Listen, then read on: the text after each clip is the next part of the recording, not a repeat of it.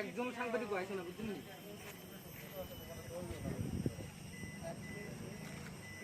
তারা লোক আছে সাইডে বাইরে ছুটি বুটুকে আছে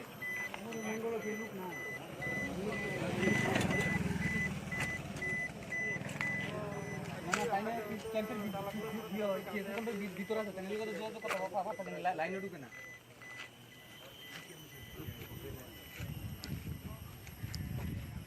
কিছু ভিডিও করে সঞ্জীব এটা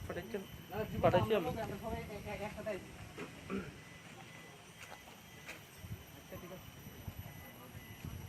আমরা ক্যাম্পের সামনে গাড়ির সামনে